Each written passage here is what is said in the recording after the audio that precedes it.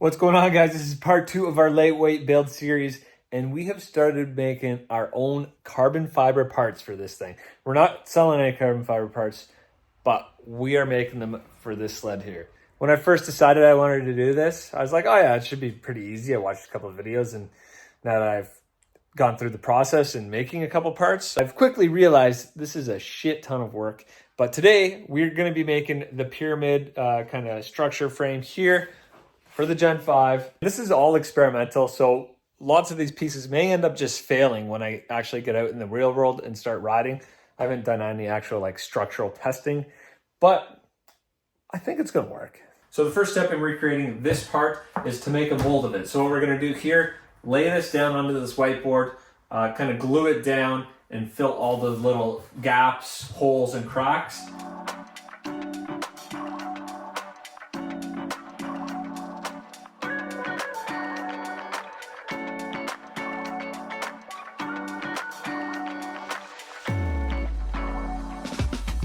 Now that we have all the big gaps filled, we're going to go around and fill all the little holes with this wax.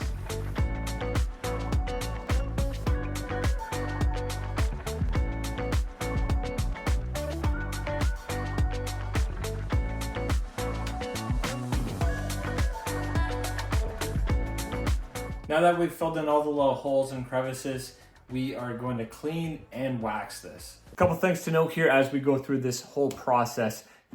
This isn't necessarily the best way to do things.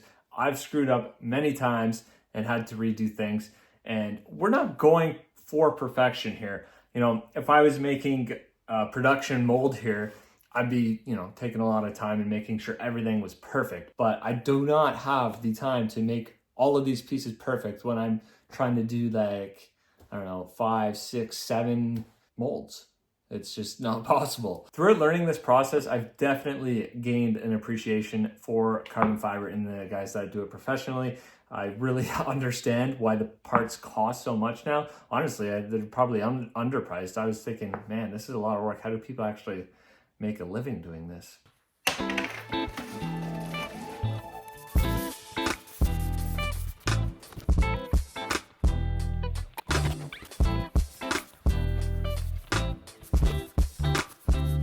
So we'll end up doing 5 coats of wax here, then we'll do our PVA, just brush that on. This is just gonna create a film over this entire piece.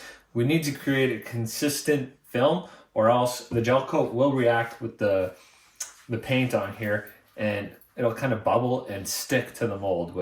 So you can see when I molded this piece, all these little bubbles here, that's where the paint peeled off and stuck to the mold.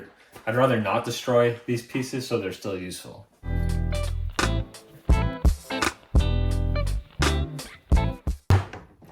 Now we'll let this dry and then put on the gel coat.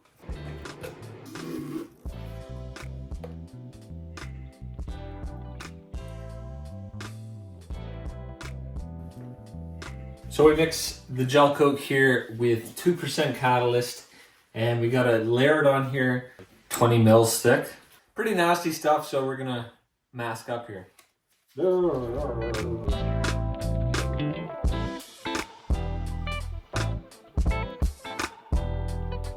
So we did an extra piece here. As you see, the molding on this one wasn't nearly as nice as what we did on there.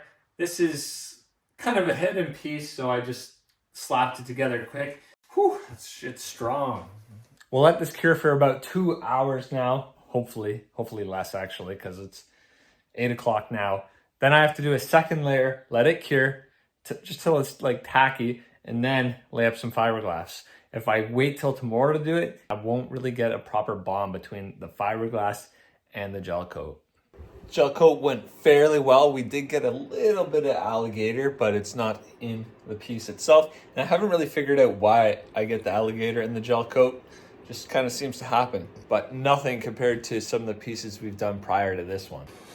Now on to our fiberglassing. Put our resin down on fiberglass. Make sure we got no air bubbles in it. And I'm a little slow. It's like 5:30 in the morning right now, because I went to bed instead of staying up doing this.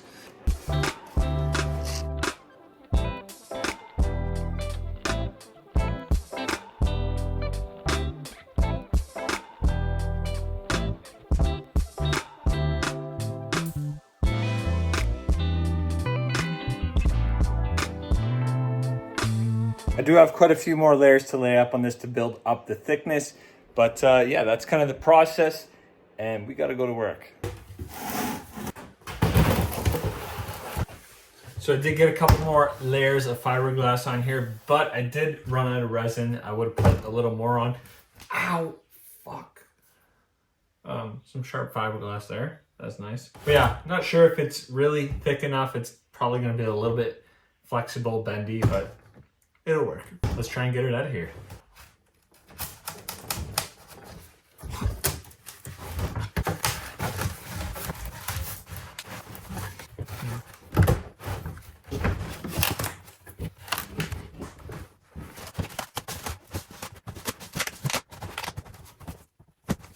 Seem to run into this problem every time. The part doesn't come out that easy. The fiberglass removes from the white bar super easy.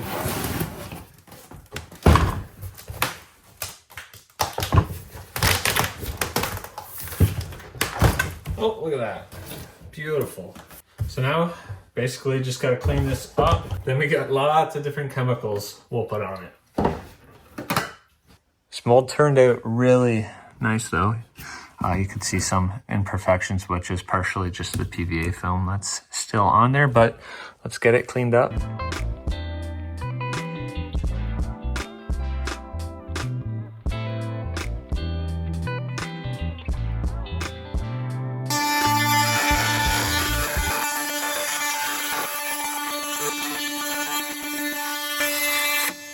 So previously I was using the skill saw to trim this, and it was pretty miserable job. Get a lot of fiberglass shavings on you.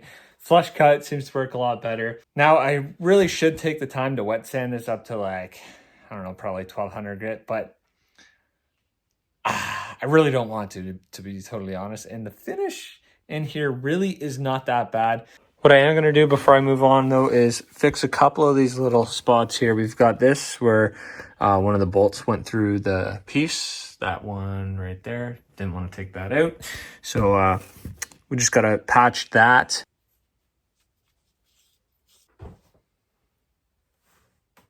Been a couple days since we're in the garage here working on this part, but we got it sealed and we got our release agent on.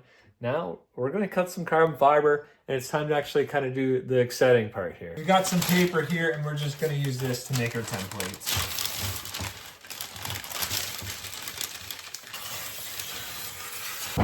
So the first layer of carbon we're using here is kind of a reflective red, just to give it a little bit of character. I thought I'd try and do something a little more unique.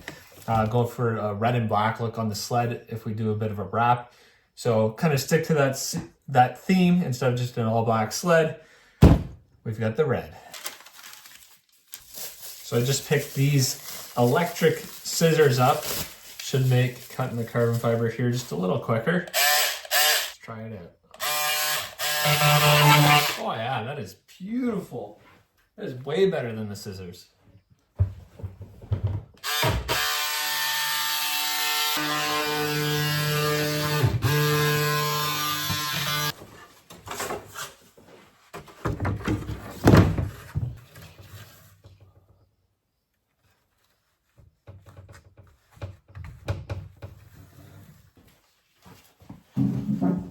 As you can see here, using the scissors makes a pretty good mess of this compared to those electric scissors. Where'd I put them? I'm really bad at that.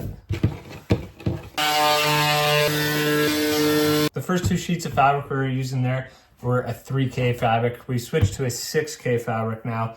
And what that means is this one strand of carbon fiber has 6,000 singular strands in it.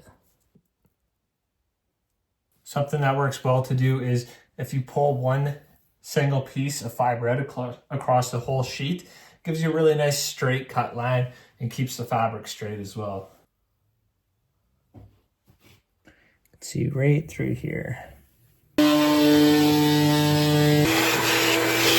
I feel like I should maybe have a piece of Kevlar in this as well for some extra strength and impact resistance, but I don't have any right now, so we're just doing this. And you know, this is all kind of part of the experiment and seeing what works. Kind of make sure our first piece here doesn't have any major flaws in it, and we get it relatively straight because this is the only layer that you're actually going to see.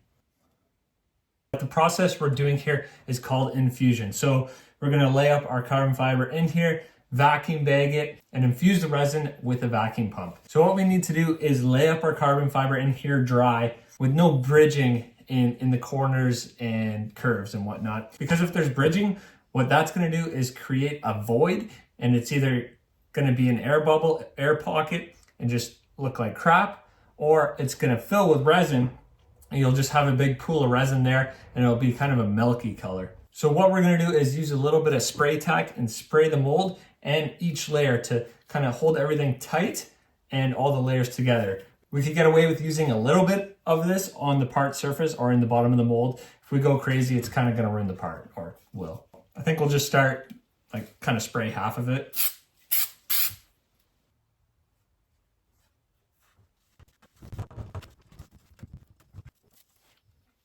Kind of forgot this tape was on here. What we're trying to do here is get this laid in as straight as we can. And then we want to press it in from the middle out so we don't get any of that bridging I was talking about.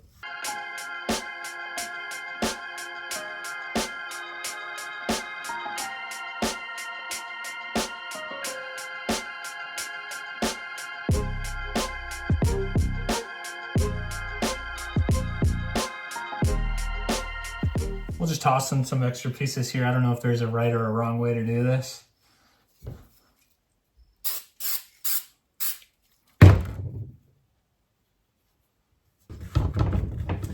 The first support I made weighed in at, I think, 300 grams, just under. An original aluminum part weighs about 550 grams. So we're looking at close to half for weight savings. And I think that's pretty good. I think I'm happy with that. So overall, we're going to save about a pound. It's not a lot. And I know it doesn't sound like a lot, but when you get to a certain point where you can just take off a pound by doing a little bit of carbon fiber, it's kind of easy. This is looking like an absolute disaster right now, but I think it'll get better.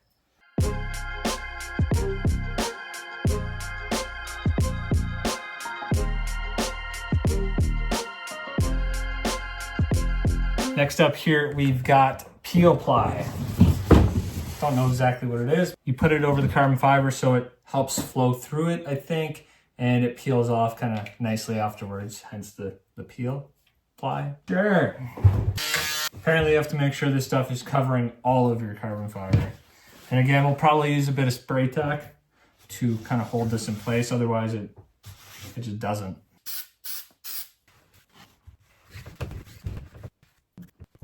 I almost find this stuff more difficult than the actual carbon fiber.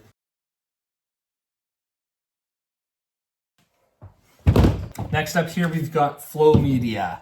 It's kind of just like a mesh that helps the resin flow through while it's infusing. Or otherwise it goes super freaking slow. Don't ask me how I've kind of made that mistake and forgot it, even though I had this from day one.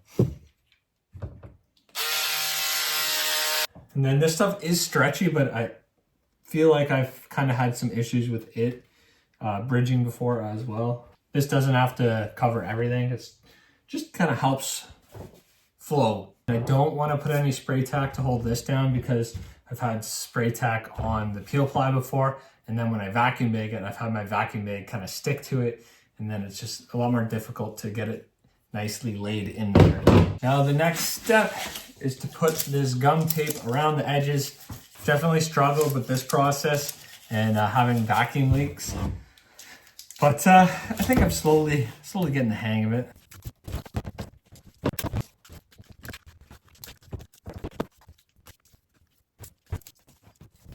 So these things you see me adding right here are called pleats, and it's just to give the bag some slack to, you know, kind of fall into the part.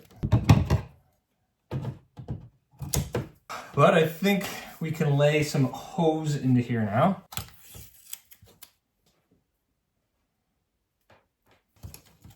So the resin is going to come in this tube here and kind of flow through. Another way I could probably do this is put my infusion line in right here and then use this stuff, which is, you know, I don't know what you want to call it, but kind of like wire loom, but it just lets the resin flow through it and out. So if I put this all across here, it would move across this way and then have my vacuum line across the top, and it would have infused a lot faster that way, and it probably would work pretty well. I don't know if the best way to do it is lengthways. That just seems to be the way I work, because now the resin has to move like a meter, and it takes a long freaking time. Let's get on some vacuum bagging film. Hopefully we've got that long enough. It's about twice the width. As you can see, not much longer than the piece. That's why we don't go crazy with the pleats going that way. But yeah, this process for me is pretty painful. I'm slow at it. The YouTube videos I watched made it look pretty easy. You're gonna see me make it look really painful.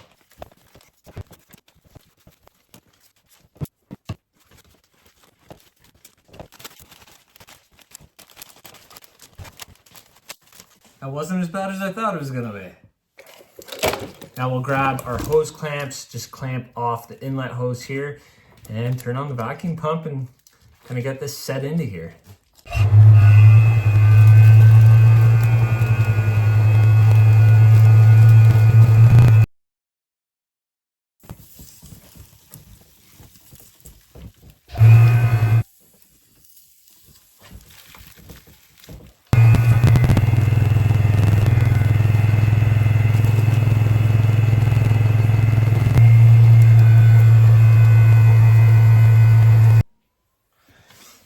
I think we got a pretty good seal on here now. I was really fighting this one corner for some reason, but we're just gonna let this sit for like half an hour, come back and make sure we have no leaks.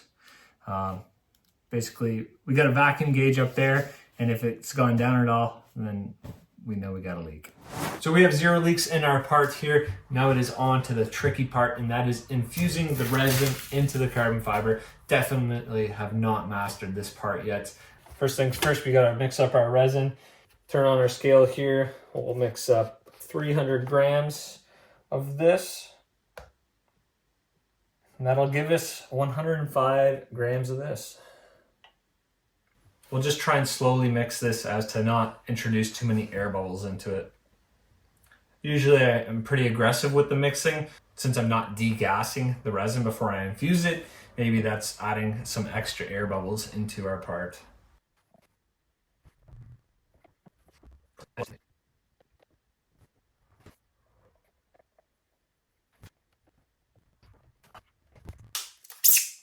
And we'll just tape our hose into our cup so it doesn't come out, and in the cup to another kind of bottle there, just so it doesn't fall over.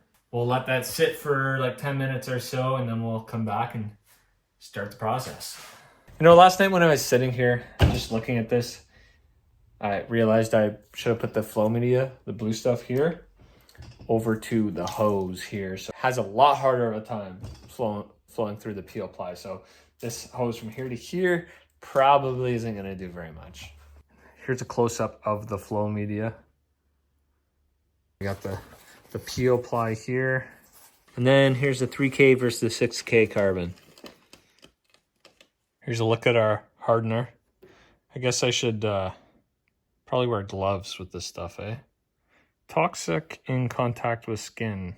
I'm not wearing a mic, so you're not gonna really be able to hear me once I turn the vacuum pump on. But yeah, I'm just gonna turn it on, slowly open this, not all the way, or else the resin will infuse too fast. And just kind of wait for it to reach the other end. Good old Weaver. You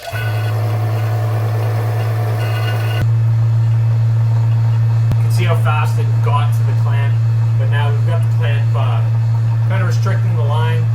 We have definitely a lot of air bubbles starting into here, but see, that might be where my problem is. Still lots of air bubbles in there. Maybe I need to try degassing the resin, but you can see it kind of flowing through here. We're just gonna let it go nice and slow.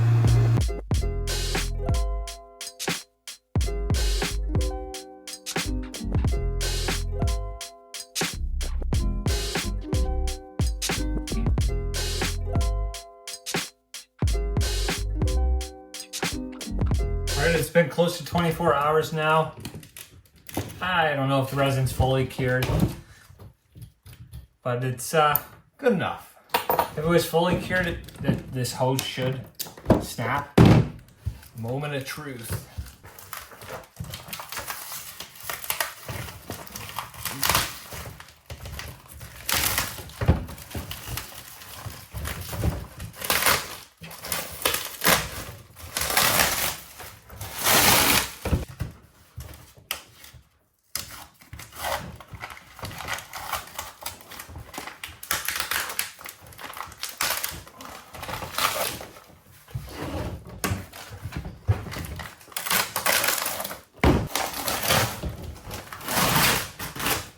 Time to pry it out of the mold here. We'll use some wedges to kind of help us out.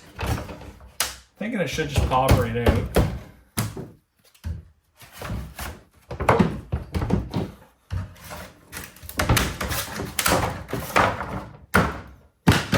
Like nothing. And ta-da! Yeah, I think this is the best piece I've done yet. I don't think I see really any imperfections. Yeah, I'm super happy with this. All that's left to do now is trim it, which isn't really the funnest job. You get covered in the shit. And then we'll probably toss a layer of clear coat on it, give it a little extra shine, and kind of protect it from sun damage.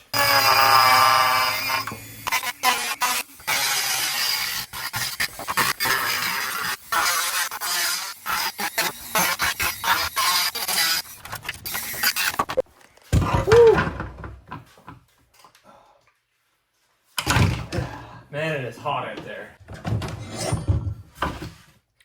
Curious, we gotta weigh this thing compared to the last one we made, because I think this one's lighter since I used the 3K instead of the 6K carbon. Not too rigid this way, but the other way I'm pretty sure is good. The other one weighed 260 grams. Come on, balance. This one's only 210 grams. I'm pretty sure we're pushing that envelope of the strength to weight ratio. Not enough strength, too much weight loss. Before we end this video, I want to get this on the sled and see how it looks. I think it's gonna look pretty good. There we go. Got it mounted up on the sled, looking mint. You can see the red theme we got going on here. I was thinking we'd do the hood in red originally, but now I'm kind of thinking we'll stick to black. Don't want to do too much red. None of this is mounted up either. It's just kind of temporary. Just to kind of get an idea of what's going to happen. I'm waiting for, I got to do one more bracket piece for the back there before I finish all that up and tie it in. We'll have to do some repainting on the tunnel here. But yeah, we got the brake rotor cover there too. And I think we still got to clear coat all these parts, which is going to add weight. When I started this project, I said I wasn't going to do any titanium bolts for a couple of reasons. One being cost, two being apparently titanium bolts always come loose, and I really am hoping to make this thing reliable. But yeah, here we are. We're saving 10 grams per side with this mod. Really grasping at straws here. So I'm not sure if I made the carbon fiber process look difficult or easy, but to anybody thinking about going out and doing it yourself, I won't recommend it. It's been a fun process, but it's taken a ton of time and money to make this happen. And we still have the hood to do, which hopefully that goes all right. I've got less than 30 days to get that done in time for haydays. I should have just bought an aftermarket option that's now available, but it wasn't available when I started this, and we're gonna follow through with making that. But like I was saying, we're gonna have the sled down at haydays, finished or not. We'll be set up in the Backwoods BMP booth. We'll have some Freerider Filmz boys there. We'll have some merch. Come on by, check out the sled, talk some sleds, and yeah, it's just gonna be a good time. Hope to see you there. Second weekend of September.